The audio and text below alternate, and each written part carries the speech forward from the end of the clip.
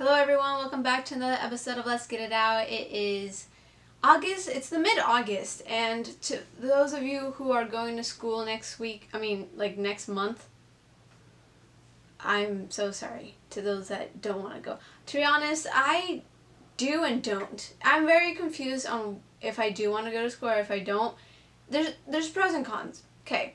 I like how school gives me structure. I like how it's like in the morning you do this, then for this amount of time to the next class and next class, and then in the afternoon I go study and then go to the gym, and I have my whole routine already planned. I just gonna want to execute it now. But I don't want to be stressed all the time. I don't like this huge just overload of work. I don't like having existential crisis every other week, I like to keep my peace. But there's pros and cons to school. And also, it's my senior year. I also just kind of want to get it over with and just have a good year as well. But I don't know. That's just for school. I wonder tell me what you guys think. But for today's episode, we're going to talk about in-person personas. And I'm very excited for this one. So let's just get into it. So for today's episode, I'm going to start with a story like I've done with past episodes. But this one is a little different. So last Sunday, I was working. If you guys know, I work in customer service retail thing, And I get all types of customers. I get rude. I get very nice ones. It's all over the huge spectrum. But this specific day, this group of men came in, probably a group of 5. And they drew a lot of attention. Not in the way they act. Well, partially in the way they acted, but mostly on how they presented themselves. First of all, when they came into the store, you just noticed from head to toe they were in designer clothing, they were in big name brands, and then they had the big name brands on their clothing, and then they had the crossbody bags, and then with that's a brand, and then they had gold chains on, and then a gold watch, and then you can just tell they probably come from money. That's the immediate assumption that you made because based on what type of clothing and accessories and products that they have on their bodies. And not only did their appearance just give off this huge message, but also on the way they presented themselves, they held themselves with their chins up high and just with so much pride, but not necessarily in a good way, more of this egotistical way. And they definitely displayed that ego side when I came up to them. And part of my job description was to help customers find the products that they want.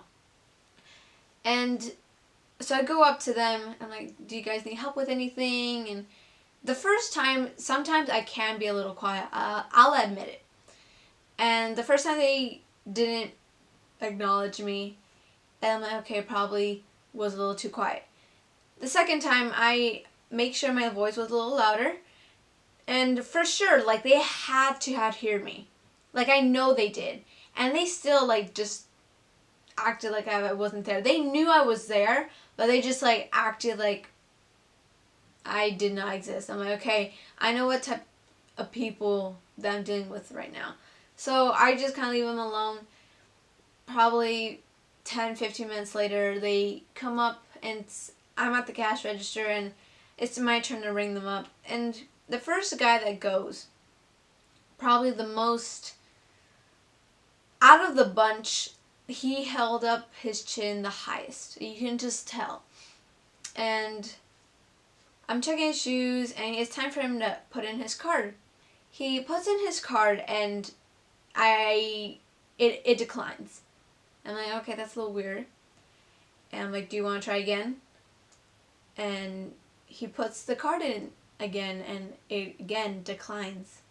And he pulls out another card. Puts it in, declines. Another card in, declines. After card, after card, after card. To the point that he has no cards left. And he then says to me, give me a sec. He pulls out his phone, and I can tell he's logging into his bank account because we have the same bank thing. He's logging into his bank account, and I notice he's putting money, he's transferring money into one of the cars. I don't know which one. But I can tell he's putting the exact amount of how much the shoes cost. And the shoes that he's purchasing is like a high name brand. A well known brand. And he ends up paying for for the shoes, and the card works. And he's like, have a good one. His attitude towards me shifted completely compared before he purchased the shoes to after. Because before, he was rude. He was just very egotistical. And then after he purchased the shoes, it's as if he had like a defeated look on his face, or like as if he was exposed.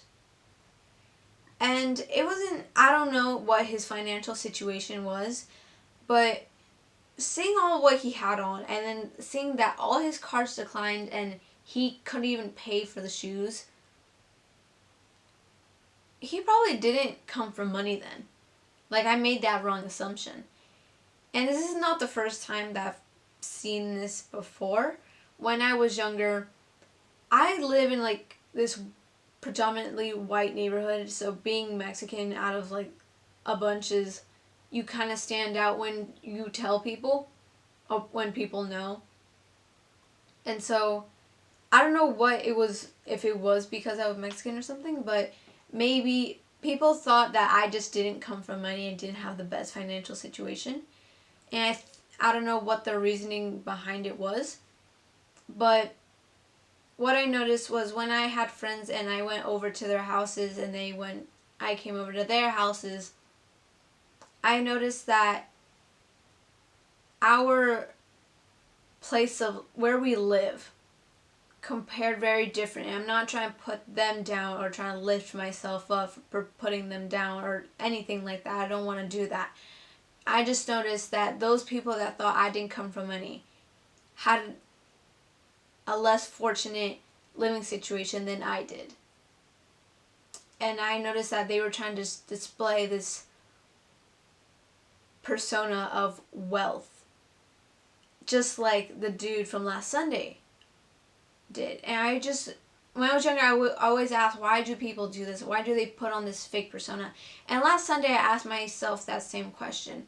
Why did this person put on this fake persona and risk getting like exposed? And so that's what we're going to do today. We're going to dig deep on why people put on these fake personas. So the first one I want to talk about is financial insecurity. And just like I did with the story of people not having the best houses or the best financial situations, people hide their financial situations with their appearance. And how people do that is that, what I've noticed, people, once they get their paycheck, instead of paying bills or paying the necessities, they go for the luxury products first.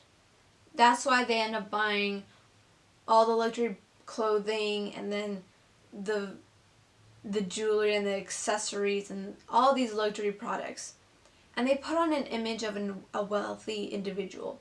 So when they meet someone, their first impression is, yeah, I'm rich. But if they go into what their life really looks like, they're really not that wealthy.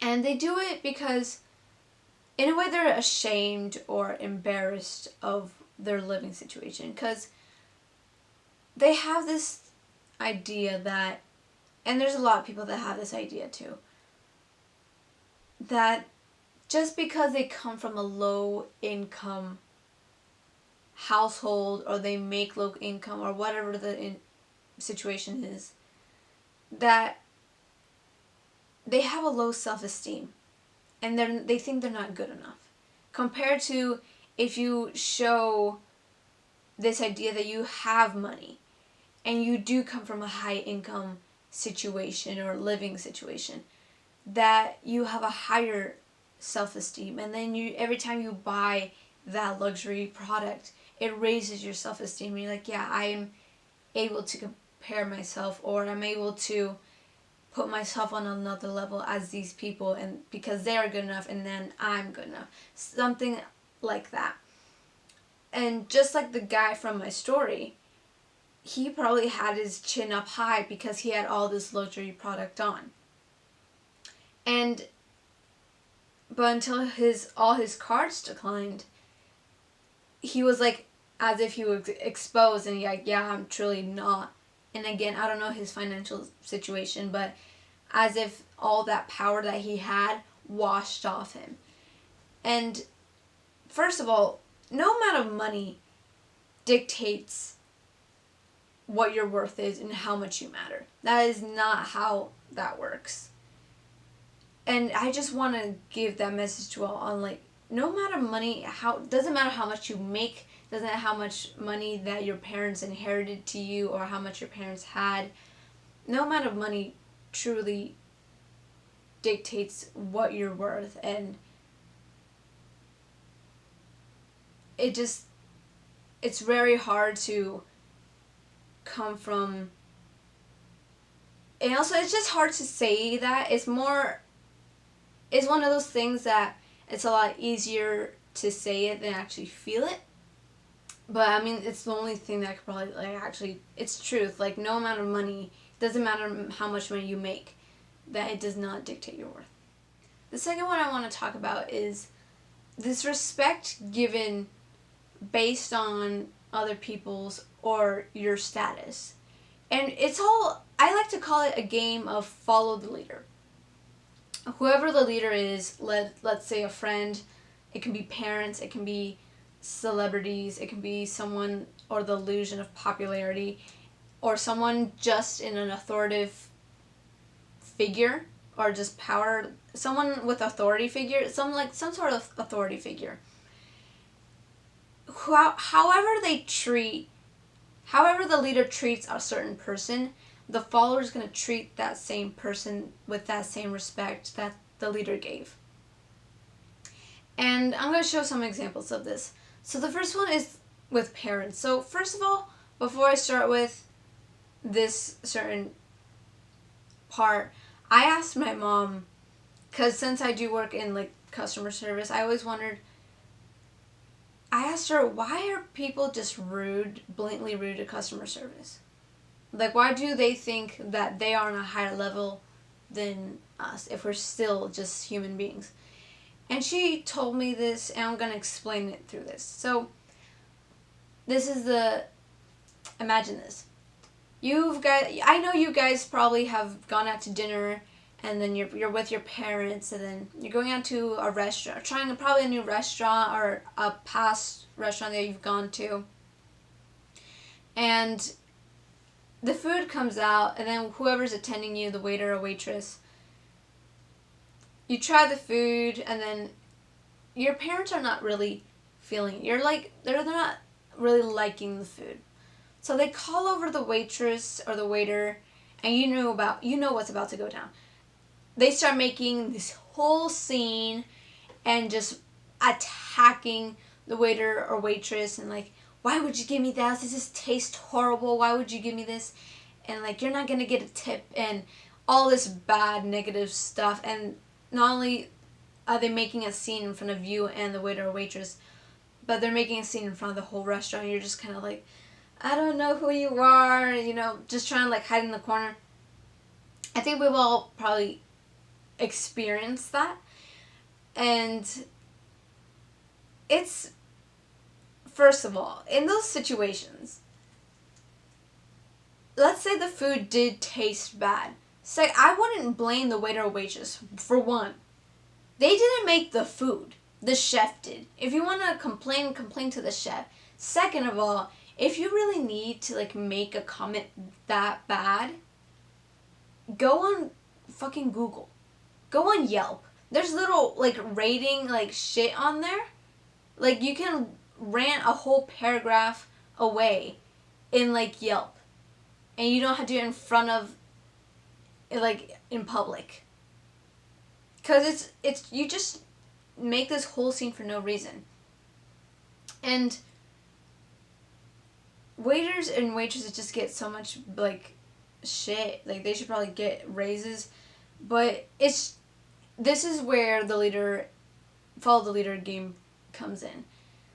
When the parent is displaying that behavior, you're teaching your kid that's okay to display this behavior to customer service or people that are attending you. And that's why my mom said that a parent never raises their kid to have respect for everybody else. And that's why some people think that they are on a higher level than the person that's attending them. And it's just a whole thing of, if a parent disrespects somebody, the kid is going to learn to disrespect them as well. Another example I want to talk about is with friends. We've all been in a situation where a friend is like telling us about this person that they knew, either like an ex-best friend or someone that they know, and all this bad stuff about them. And it's just usual habit, whoever they're talking about, we just start having not necessarily a hatred towards them, but more of like this grudge against them, just because our friend dislikes them. And in certain situations, I get it's okay to probably have that grudge. Let's say they did something horribly bad that you just can't like let slide. I understand that. However, it's sometimes usually like an argument, and we just take their word for it. We never know if our friends are trying to sugarcoat a story, or if they're trying to make sure they look good, or like take like pieces out of the story to make themselves look good. And also, there's always two sides to a story. You just know one side, but you don't know the other. We just judge based on a story. And I don't think we should probably do that, because we're following the leader again. We're just taking that word of mouth. If we probably get to know the other person and hear their story, that it might be a completely other story, but might be also more believable than what your friend said. We don't really truly know who they are, but we're just judging them based on the story. And sometimes that story might not be fully true. Another example I want to talk about is celebrity drama. So around 2 years ago, I think it was like, 2021 or 2 years ago, when Olivia Rodrigo released her song Driver's License, and basically it was just drama with her, I think it was her ex, Joshua Bassett, and then Sabrina Carpenter. All of them were like Disney Channel stars. And after she released the song, it was like each other's fan bases, not just her own. I think it was like all fan bases started attacking each other's celebrity. And it first started like in the comment sections of their social medias, saying, oh, like, just rude comments, and like, let's say one celebrity was saying, oh, Olivia Rodrigo's better, or like Sabrina Carpenter's better, or whatever. It led to that, and then rude comments and more mean stuff, and then led to death threats and saying, all this shit. And like, first of all, no one should be doing that in the first place. One, you're wasting your time. Second, there's no need for that.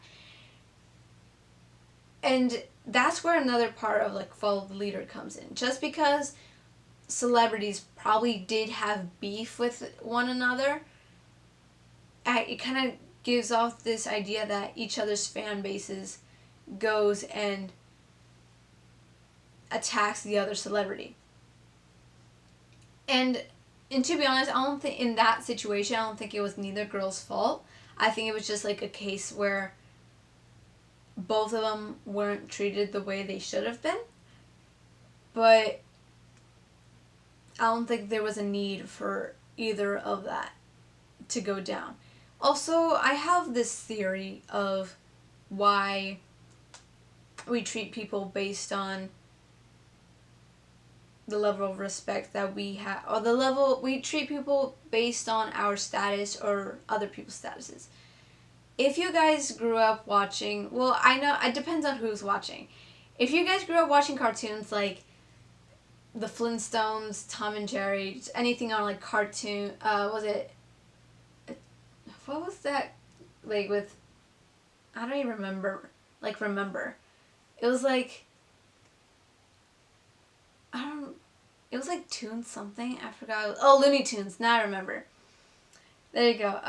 It was like Looney Tunes and then like Daffy Duck and Bugs Bunny and all that stuff, all those cartoons. I think, and also not just in cartoons, but like movies today, any character that has power, money, that's rich, or just some sort of authority is kind of or portrayed as evil. And I think subconsciously, this is just a theory. I think subconsciously, we're kind of taught that if you do have these valuable assets as power and money, that you have the right to treat people that don't have power or money or authority with disrespect.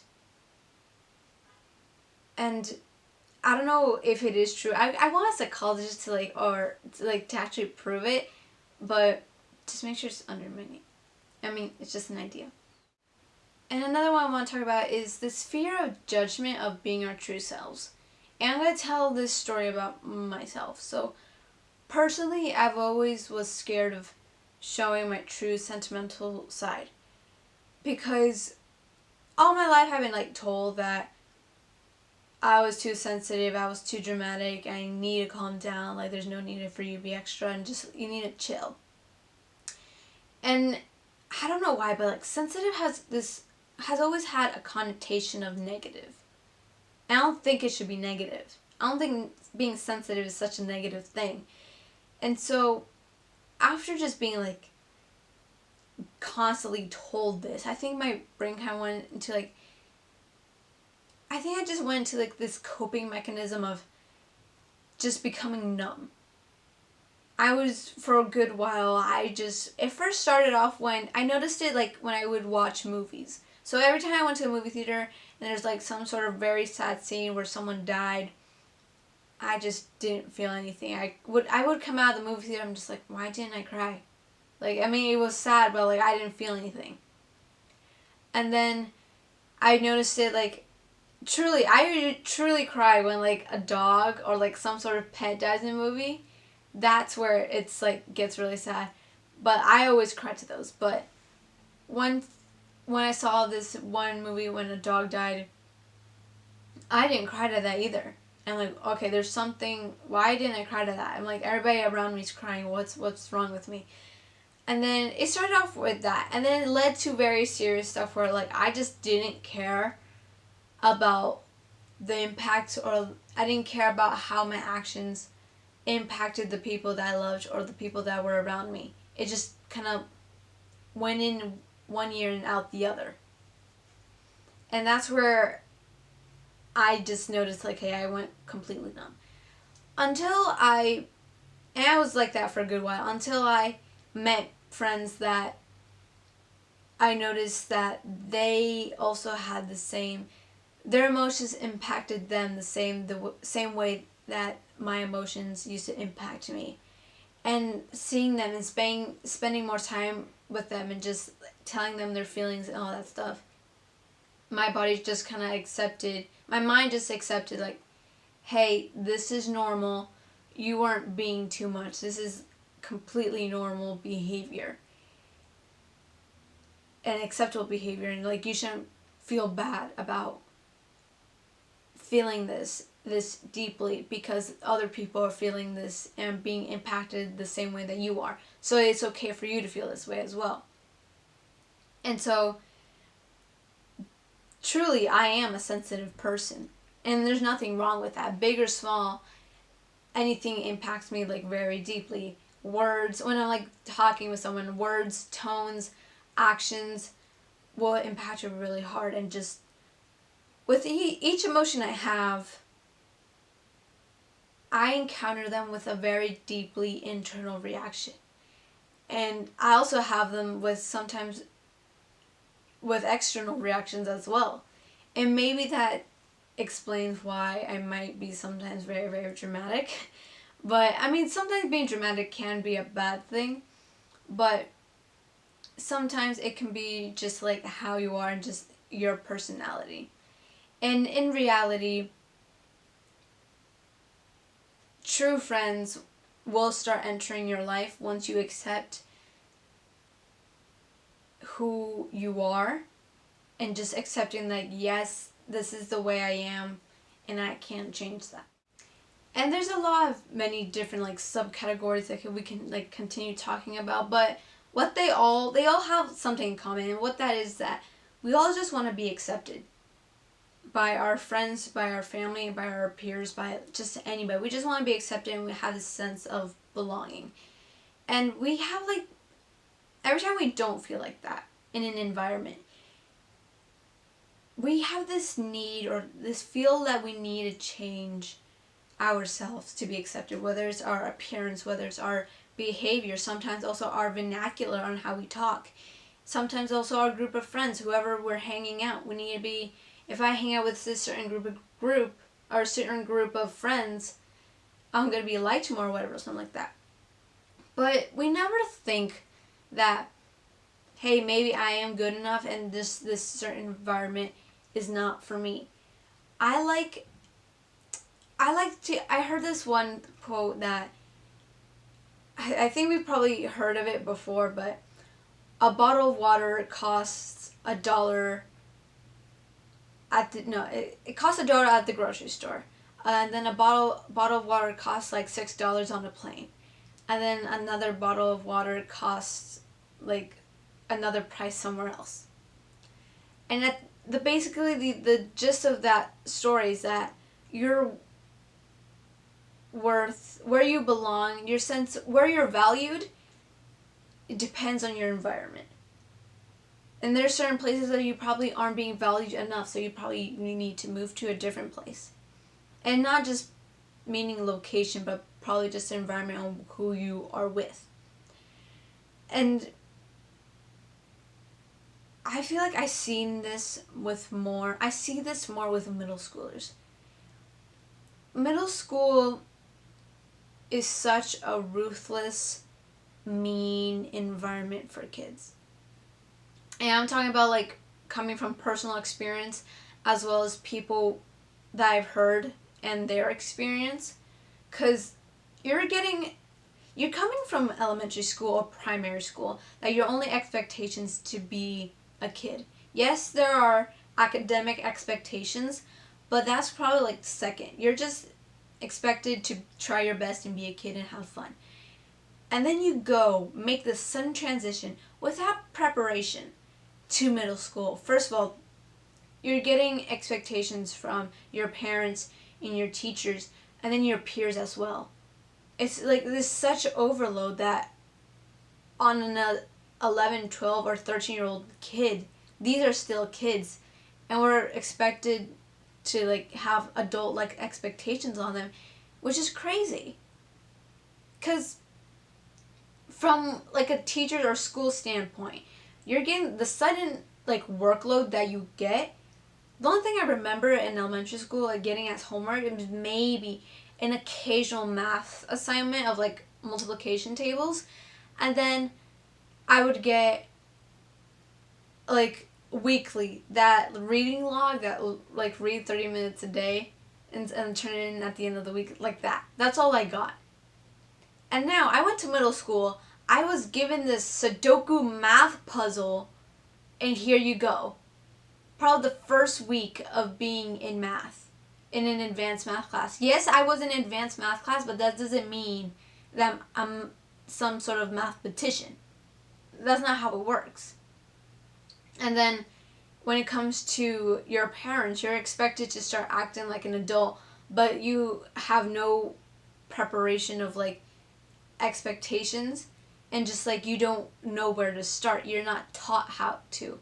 And just you're also starting to go to that age that you're starting to rebel against the people around you and your expectations. So it's just a hard environment to be in.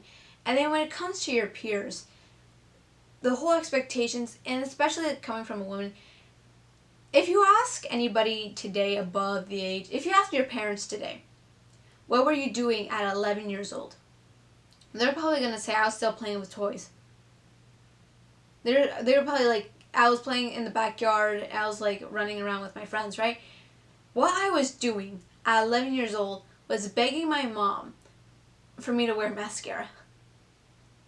I remember 7th grade, every girl now was starting to wear makeup, and then like I noticed the girls that wore mascara or like wear eye makeup were just liked more. So I just took that in, like, if I wear this, I'm gonna be liked more.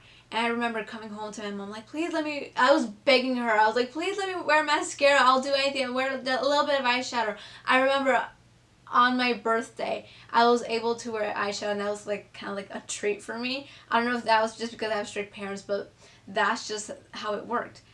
I'm worried as an 11-year-old if I'm pretty enough. That's crazy to me. No 11-year-old girls should be worrying about that. They should just be worrying about having fun with their friends.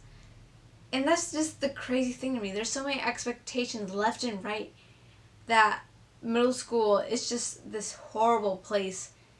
And I don't know if it's getting worse today, but to any middle schooler that is watching or listening, or anyone that just feels like they need to change themselves to be accepted, please don't. It is not worth it. Because the only advice I can give you, ending this episode on a note, the only advice I can give you is that once you start accepting who you are and start just acting the way that you feel most comfortable, accepting the way that you are just is, everything else will fall into place.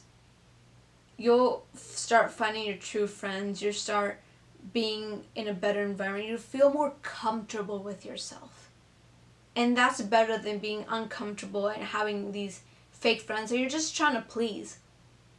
So if you could take anything from this episode, just be you. And we've probably all heard of it, but it's really true. Just be who you are and don't change for other people's pleasure. And that's the end of today's episode. I hope you guys have a good day, and hope you guys listen to next week's episode, because that's going to be fun.